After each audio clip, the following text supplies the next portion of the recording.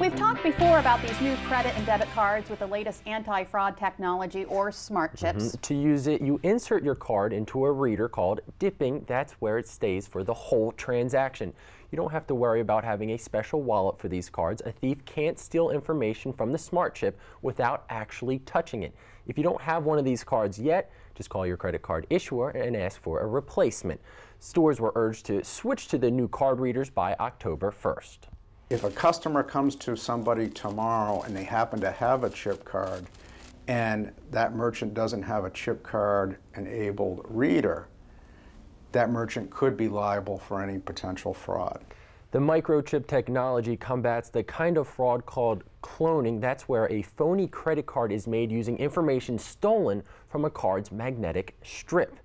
Even though scammers have hit a roadblock with these microchips cards, they're still finding ways to get their hands on our information. Yeah, a survey shows almost 60% of card users haven't received a chip-enabled card. The Federal Trade Commission says crooks are taking advantage of that. While many of us wait for our cards to show up in our mailboxes, scammers are also targeting our inboxes. They're supposed to stop scammers from swiping your information, these smart chip-enabled credit and debit cards. The idea is very simple. You want to have a card that is non-counterfeitable. The chip does that by creating a one-time transaction code. If that code is stolen, it won't matter because it's only good for one use, unlike the old magnetic strip transaction. But scammers are getting credit for finding a new way to steal. The problem is the crooks know millions of Americans are expecting a new chip-enabled card to show up in their mailbox. So they're targeting people using their inbox, emailing links claiming to be from your credit card company. So you click on the link, it takes you to a website, and now you're entering in your personal data to, quote, verify the information. But what you're actually doing is willingly handing over your data to someone else. It's prompted a warning from the Federal Trade Commission, who says you should just bank on the fact that your card issuer will not email or call you for information. No matter the new technology, sometimes your privacy is still in your hands. The FTC says just use your judgment. If you're not sure if an email is the real deal, just call the phone number on the back of your credit card to get more information. From emails to phone calls, scammers are using a phony number to call people posing as IRS agents. Yeah, and these con artists can sound convincing when they call. They may even know a lot about you. And as Jimmy is about to tell us, their fear tactics often lead to people taking the bait. Sarah Riley operates her business out of her family's home. In the past week, she's gotten 3 phone calls that have all sounded pretty much like this. This call is to inform you that the IRS is filing a lawsuit against you. To get more information about this case file, please call immediately on our department number 202-864-1234. Riley is a savvy businesswoman and knew the calls were bogus. She forwarded them to her sheriff's office.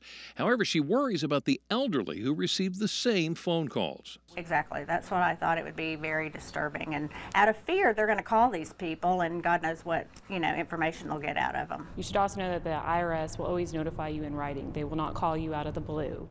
Assistant Deputy Attorney General Abby Dilsaver says this scam is so bold, the AG's office has received some of these same crank calls. She says victims can file complaints online. This is like an intrusion. Yeah, I hate voicemail, and if it's an 800 number in the evening, I don't even answer it. While these callers can be convincing, the IRS says it can be pretty easy to tell when a supposed IRS caller is a phony. IRS.gov lists 5 easy ways to spot a scam. The real IRS will not contact you by phone, email, text, or social media to ask for personal or financial information. They won't call about taxes without mailing you a bill first, or demand you pay taxes without giving you the chance to question or appeal the amount owed. They will never require that you pay your taxes a certain way, for example, by a prepaid debit card, and they will never threaten to bring in police to have you arrested for not paying. Now, if you do get a phone call from someone claiming to be from the IRS and asking for money, there are steps you can take. Call the IRS at 1-800-829-1040. If you know you don't owe taxes, report the call to the Treasury Inspector General for Tax Administration at 1-800-366-4484. You can also file a complaint using the FTC Complaint Assistant. For more information on how to report scams, go to WBOC.com and click on our picture at the top of the page. So about your phone, have you checked yours recently? Well, if you're like most people, the answer is probably yes. In fact, up next, we're going to take a look at whether or not people can be addicted to their cell phone. WBOC's Paul Butler drops in to tell us why you might want to consider powering down. Plus, we do a lot more on our phone than just talk. We're also taking a look at the other business we do on our devices. See what a lot of people are searching. And later, we're searching for a certain someone who will allow us to pay it forward. You never know where we'll show up to present someone with a $150 gift card in the season of giving.